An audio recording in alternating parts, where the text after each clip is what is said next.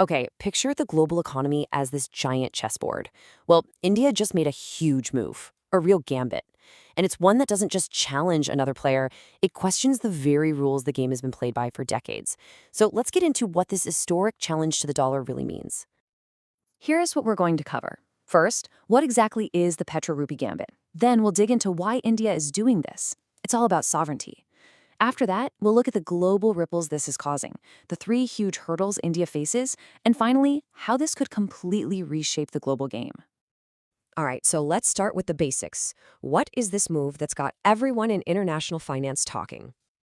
At its heart, the idea is actually pretty simple, but its implications are revolutionary. You see, for decades, there's been one golden rule in the oil trade. You buy and sell in US dollars, period.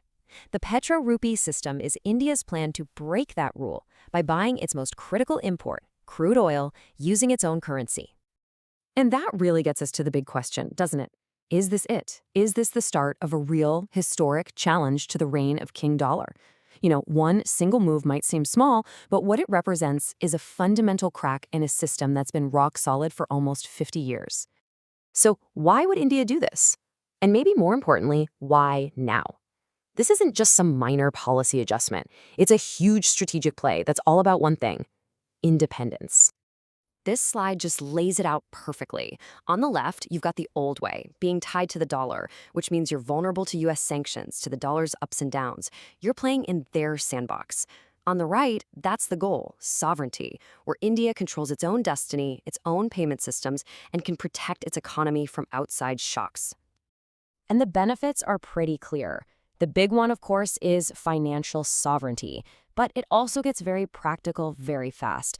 It helps you sidestep sanctions, it reduces the crazy currency swings that make economic planning a nightmare, and hey, it could even make the rupee a more important currency on the world stage. All right, let's zoom out. A decision like this, made in New Delhi, doesn't just stay there. This move is sending major ripples across the entire global financial system, and the implications are, well, they're profound. So here's how the new system is designed to work. It's this clean, direct loop. India buys oil, pays for it in rupees, and then, and this is the really critical part, the country that sold the oil is now holding a bunch of rupees, which they are then very likely to reinvest right back into India's economy. But what's really fascinating here is what this system avoids. It's deliberately designed to sidestep the financial plumbing that the US controls, like the SWIFT network. It's kind of like building a whole new commercial highway that has 0 US toll booths on it. This also completely changes where all that oil money ends up. For decades, these so-called petrodollars flowed right back into US bonds, basically helping to fund the US government. This new system is designed to redirect that river of cash, keeping it inside India's own economic ecosystem. And it's so important to see that India isn't doing this in a vacuum. This move fits perfectly with what other BRICS nations have been talking about for years, this idea of de-dollarization. It's a massive signal that major emerging economies are trying to build a world with many centers of economic power, not just one. But, and this is a big but, this is an incredibly ambitious plan, and success is not guaranteed. Not by a long shot. There are some serious hurdles that could stop this whole Petro-Rupee idea dead in its tracks. The success of this whole thing really boils down to 3 huge make-or-break challenges. First, getting the oil exporters to actually agree to take the rupee. Second, dealing with the rupee's own limitations.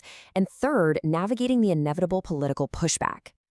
So hurdle number 1 is the most basic. You have to convince your suppliers. I mean, think about it. Why would a country that sells oil, its most valuable resource, accept payment in a currency that's not as stable or as widely used as the US dollar? That's the sales pitch India has to nail, and it is a really tough one.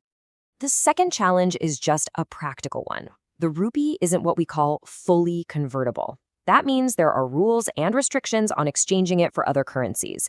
That makes it way less flexible and less appealing for global traders who need a currency they can use anywhere, for anything, at a moment's notice. And finally, you have the geopolitical elephant in the room. The dollar's status as the world's currency gives the United States an incredible amount of power. It's pretty unlikely that Washington is just going to sit back and cheer on a direct challenge to its dominance without pushing back in some way. So, given all these massive challenges, what is the ultimate goal here? What is the grand prize that makes this high-stakes play worth all the risk for India? This quote from the source material just says it all. The goal isn't just to change how India pays for oil.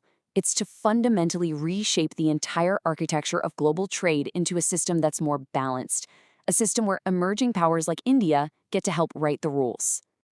So the bottom line is this. The Petro Rupee is more than just a new way to pay for things.